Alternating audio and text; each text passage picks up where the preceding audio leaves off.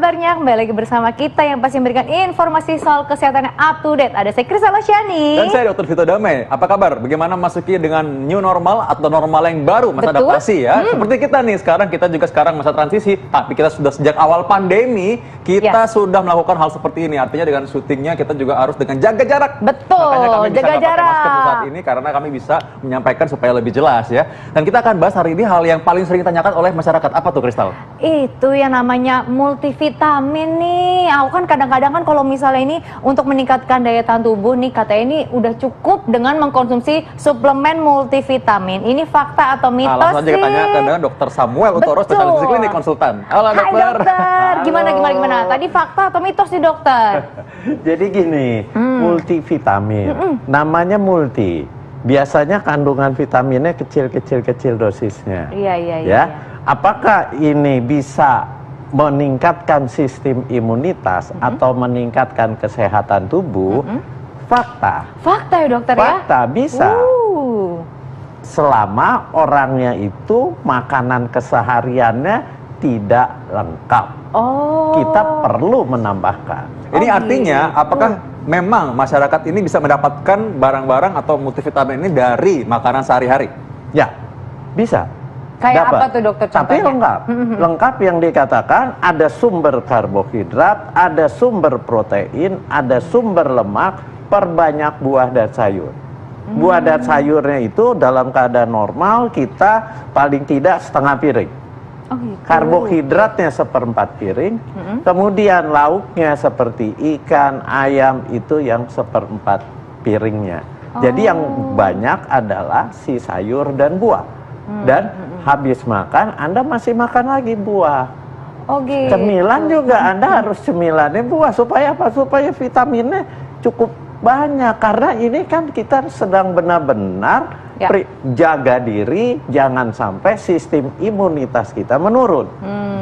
Jadi benar-benar kandungan bahan makanan yang mengandung vitamin mineral itu harus benar-benar tercukupi. Nah, berarti pemirsa di rumah kalau misalnya memang keadaannya masih sehat dan juga badannya masih sehat, segar bugar, itu nggak perlu sebenarnya dokter ya untuk mengkonsumsi suplemen multivitamin ya. Jadi gini, Anda harus menganalisa asupan makannya bagaimana. Anda sehari makan buah-buahan yang kandungan vitamin C-nya tinggi cukup banyak kak? Kalau kurang, ya mau nggak mau Anda tambahin dengan vitamin C. Betul. Ya, nah. Kalau Anda minumnya multivitamin, itu kandungannya biasanya rame tuh. Ada vitamin A, vitamin B, vitamin C, asam folat, ada mineral zinc, ada B1, B6, B12. Iya, betul. Tapi sedikit kandungannya. Lain Anda pilih misalnya tablet vitamin C saja. Itu biasanya cuma itu vitamin C-nya. Oke. Nah, memang tapi sekarang gini, masalahnya adalah orang kadang-kadang mungkin lebih milih bahwa makan vitamin setengah piring daripada makan makanan yang sehat itu setengah piring tadi ya. Nah, sekarang ini kalau untuk multivitamin dan suplemen ini biasanya dikonsumsi oleh anak-anak atau orang-orang yang memang mengalami malnutrisi atau dia sakit-sakitan. Ini fakta atau mitos? Fakta. Kalau dia malnutrisi atau sakit-sakitan sangat perlu tambahan vitamin. Gitu. Tapi kalau si anak ini sehat-sehat saja dengan makanan keseharian yang bervariasi, yang kandungan vitaminnya ada hitung-hitungannya itu mencukupi, ya cukup, nggak perlu. Tapi kalau dia yang tadi dikatakan malnutrisi berarti kurang gizi, perlu ditambahkan. Atau anaknya gampang sakit, itu perlu ditambahkan. Sistem imunnya berarti ada sesuatu nih. Kita harus tambahkan vitamin yang dapat meningkatkan sistem imunitas. Nah, berarti ini sebenarnya nih dok, untuk mengkonsumsi suplemen multivitamin ini pada saat badan kita tuh lagi nggak fit ya dokter ya. Ini fakta atau mitos ya dokter? Tapi jangan dijawab dulu. Jangan kemana-mana, tetap di Hidup Sehat. Itu dokter Vito, makanannya ini menggugah selera ya kan? Kok jadi aku, padahal tadi jelas Kristal yang beli di depan tuh, ada gorengan ya. Memang gorengan ini menggoda sekali, tapi tenang dulu, sekarang ada multivitamin yang harus dibahas, bukan gorengan ya kali ini. Iya benar.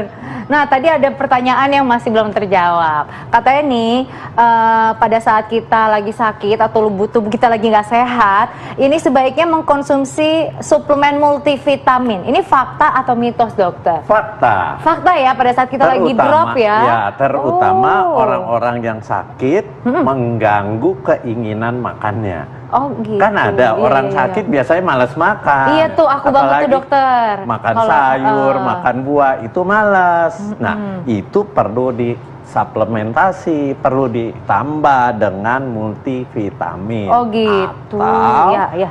vitamin-vitamin tertentu dengan dosis yang cukup tinggi. Oh gitu. Iya. Tapi maksudnya kita taunya dari mana, Dok? Kalau misalnya kita lagi ada sakit nih, terus ya gitu kan pasti kan lidahnya pahit kan, Dok ya. Nah, jadinya tuh pengen malas makan gitu. Nah, kita tahu dari mana suplemen atau multivitamin yang bagus gitu untuk kita konsumsi? Ya, jadi seperti tadi saya bilang, multivitamin itu kandungannya lengkap. Iya. Tapi dosisnya kecil. Rame. Ya, rame. Kita makan. Iya. Kemudian kita harus tahu sakitnya apa nih. Kalau sakitnya karena infeksi, badannya panas, berarti sistem kekebalan tubuhnya harus ditingkatkan.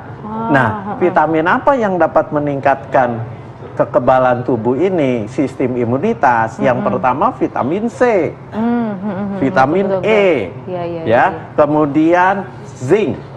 Mineral dari C. Kemudian vitamin antioksidan lain seperti selenium. Nah, itu kita harus tambahkan. Vitamin C-nya juga karena dalam kondisi sakit, berarti di dalam tubuh kita terjadi pelepasan radikal bebas yang cukup tinggi. Dalam kondisi seperti ini, perlu ditangkal dengan yang namanya antioksidan. Antioksidan itu apa? Ya itu tadi yang tadi saya bilang, vitamin C, vitamin E, beta karotin, zinc, selenium. Nah, itu kita harus makan vitamin C-nya paling enggak 250 mg. Gitu. Iya, dan kalau perlu satu hari asupan vitamin C-nya bisa antara 500 sampai 1000 mg. Tetapi kalau kita minum masuk ke dalam saluran cerna, dia akan diserap. Ya. Itu makannya dosisnya jangan sekaligus 1000 mg. Oh, jadi kita harus perhatikan dosisnya juga nih, dokter ya. Iya, karena kemampuan usus kita menyerap si vitamin C itu sebenarnya hanya sekitar 200 sampai 250 mg. Jadi kalau mau kita minum 1000 ml, yang bagus adalah 4 kali 1. Oh gitu, kira dipotek maksudnya. Kalau udah beli 1000 bagi 2 kasih yang lain gitu. Simpan. Karena sekarang ini soal vitamin C ini biasanya karena soalnya orang takut kan bertanya, ini vitamin C kan asam nih rasanya, gimana kalau saya menderita penyakit asam lambung? Mah gitu. Ya, hati-hati.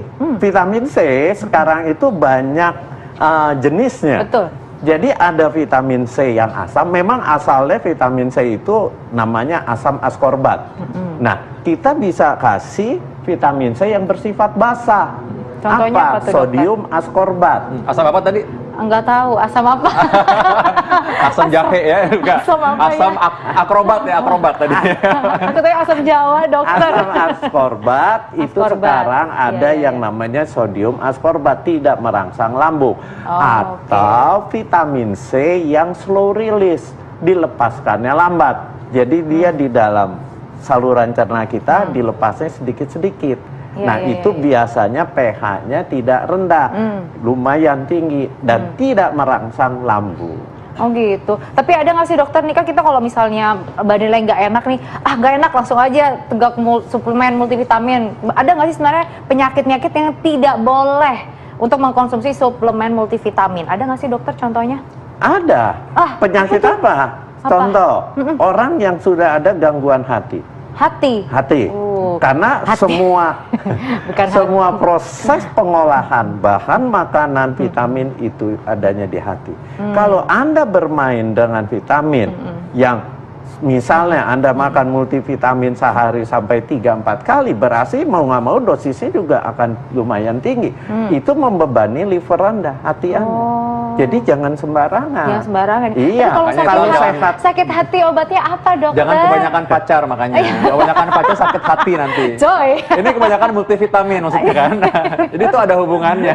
Nah, ini ada lagi yang lain ya, kalau mereka karena biasanya yang vitamin ini hubungan sama anak-anak kan mereka Ya. bilang kalau anak-anak sekarang lagi pandemi orang khawatir banget jadi anak-anak dicekokin vitamin terus ya, dikasih mungkin vitamin yang disopir vitamin terus. Nah ini kalau berlebihan mengkonsumsi multivitamin pada anak dapat menyebabkan gangguan pada organ dalam. Ini fakta atau mitos? Fakta. Waduh. Makanya apalagi anak Iya, kan badannya kecil. Iya, iya, Jadi iya, iya. dosisnya harus disesuaikan. Betul. Disesuaikan dengan tubuh yang kecil itu. Iya. Jadi jangan sembarangan multivitamin dimakan dikasih. Nah itu sebaiknya tanyakan ke dokter anaknya. Nah, kadang-kadang nih ada ibu-ibu juga nih dokter kayak vitaminnya nih misalnya vitaminnya 1 biji dipotek, setengahnya buat anaknya. Nah itu nggak bisa. Nggak boleh dokter Nggak ya. boleh. Tuh, Nggak boleh. Untuk anak tergantung anaknya sudah bisa minum dalam bentuk tablet, kapsul, atau dia harus dalam bentuk sirup, atau bahkan dalam bentuk tetesan. Tetesan kayak gini ya dokter, ini kan kayak ada minyak ikannya gitu ya dokternya.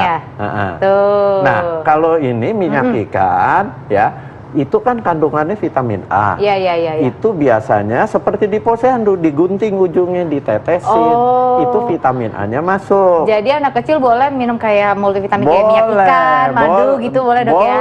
Oh, boleh. Tapi kita harus tahu lagi berapa dosis vitamin A-nya Berapa di dokter? dalam itu. Iya, Ya iya. tergantung tiap suplemen atau vitamin itu berbeda-beda vitamin A-nya. Ada yang tinggi, ada yang rendah. Iya sih. Kalau mau bermain tinggi, kalau di posyandu kan datang ke posyandu sebulan sekali. Iya. Itu dosisnya tinggi vitamin A-nya. Oh, Dok, gitu. sekarang kan yang ada di pasaran sebenarnya sudah tertulis sih bahwa ini untuk anak-anak. Ya. Ini ada, jadi kita perlu lihat di kemasan dok ya, kalau misalnya Ya. ada lihat usianya berapa. Ya. Dan memang sekarang gini, mungkin bagi masyarakat ini penting sekali bahwa apa sih penyakit atau mungkin apa sih bahayanya bagi vitamin tertentu yang mungkin bisa fatal atau mungkin bisa jangan sampai berlebihan. Jadi gini, vitamin itu ada 2 golongan. Ya. Ada vitamin larut air, ada vitamin larut lemak. Yang beresiko, banyak resikonya itu adalah vitamin larut lemak. Kenapa? Karena dia tidak mudah dibuang. Tapi kalau yang vitamin larut air, dibuangnya pasti melalui urin, pipis kita. Nah, kalau yang larut lemak, ya. vitamin apa? Vitamin A, vitamin D, vitamin E, vitamin K.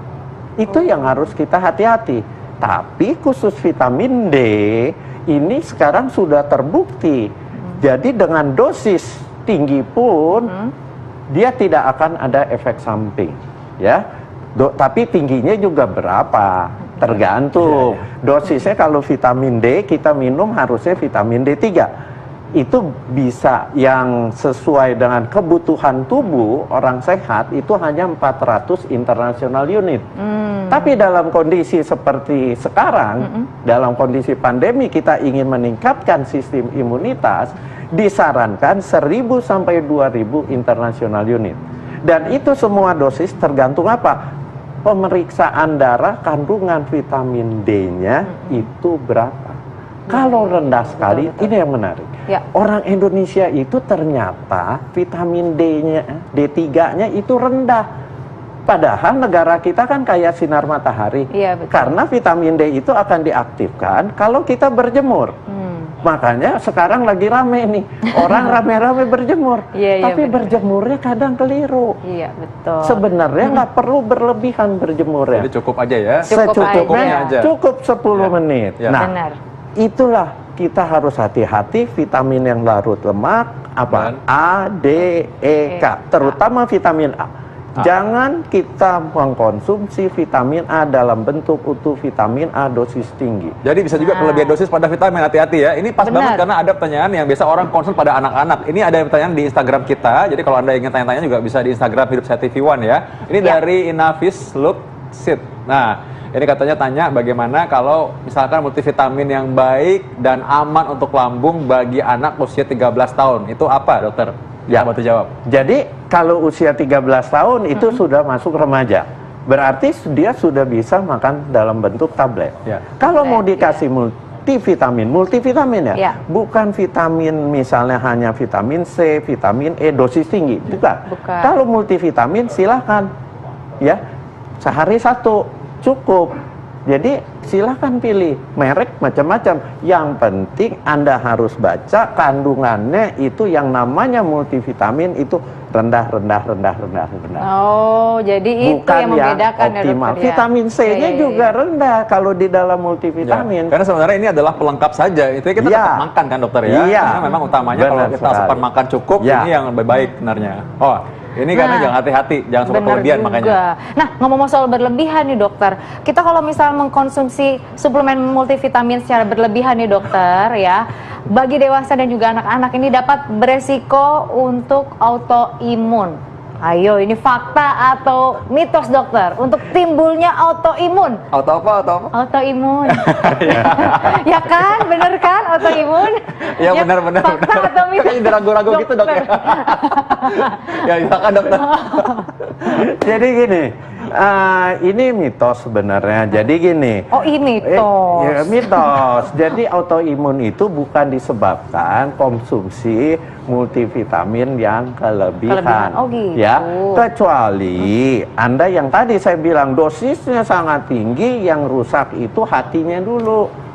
Ya, autoimun itu kan tubuhnya melawan protein tubuhnya sendiri. Ya, itu penyebabnya multifaktorial, banyak penyebabnya. Tidak gitu. karena mengkonsumsi multivitamin, apalagi konsumsinya secara rutin dengan dosis yang misalnya sehari satu. Masih normal ya dokter ya? Masih normal. Oke dokter, ini pertanyaan pamungkas nih, karena ini hampir selalu orang kalau dikasih obat nanya ini. Nah katanya gini, kalau misalkan bagi orang-orang yang minum multivitamin, kata misal dalam waktu yang jangka panjang atau jumlah yang banyak, ini dapat menyebabkan gangguan fungsi ginjal. Ini fakta atau mitos? Ini mitos. Kayak kuis ya nanya ya. Oke, kuis jatuhnya.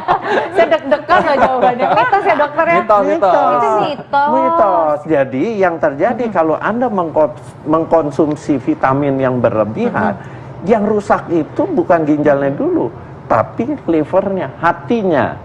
Ya, ginjal itu kan tempat pembuangan. Memang dia bisa terjadi namanya penurunan fungsi kalau Anda mengkonsumsi vitamin yang larut airnya tinggi. Karena dibuangnya kan melalui ginjal dalam bentuk urin, pipis. Nah, itu kerja ginjalnya akan berat. Apa? Pada orang misalnya Anda mau makan vitamin C tapi dengan dosis yang sangat tinggi, high dosis istilahnya. Super tinggi. Super tinggi itu berapa? Bisa di atas 10.000 mg, bahkan sampai ada yang minumnya dia sampai 10.000, atau dia melakukan pemberian vitamin C melalui infus sampai 50.000. Tapi memang vitamin C dosis tinggi itu dibutuhkan dalam kondisi penanganan kasus-kasus infeksi virus seperti sekarang COVID. Itu bermainnya memang tinggi. Baik, jadi sebenarnya intinya bahwa kita penting untuk mengetahui apakah kondisi kita ini dalam kondisi yang perlu nggak itu masalahnya. Karena kalau kita berlebihan juga nggak sesuai dosis, nggak sesuai anjuran, itu yang bahaya. Tapi kalau sepanjang sesuai indikasinya nggak apa-apa, Mas dokter. Terima kasih dokter Samar. Mudah-mudahan sehat terus ya kita semua ya. Terima kasih ya dokter. Supaya tuh nggak sehat terus, supaya hati senang. Betul. Gimana supaya hati senang, Kristal? Nah, gimana hati senang? Kalau aku sih biasanya rekreasi dok, liburan. Apalagi udah 3 bulan kan di rumah mulu, ya kan. Kalau kata orang, kalau Bang Toi nggak pulang-pulang, aku nggak pergi-pergi ya kan. Justru kemarin udah pengen banget mau jalan-jalan ya. Ya kan. Nah ini kira-kira boleh nggak sih dok? Ini aman nggak sih sebenarnya kalau misalnya kita lagi transisi PSBB gini, kita rekreasi, jalan-jalan kan udah mulai mau dibuka-buka nih dok ya. Aman nggak ya? Keluar negeri, keluar kota. Nggak usah keluar negeri lah. Keluar kota dulu. Oke, justru itu kita akan bahas satu lagi. Jangan kemana-mana, tapi hidup sehat.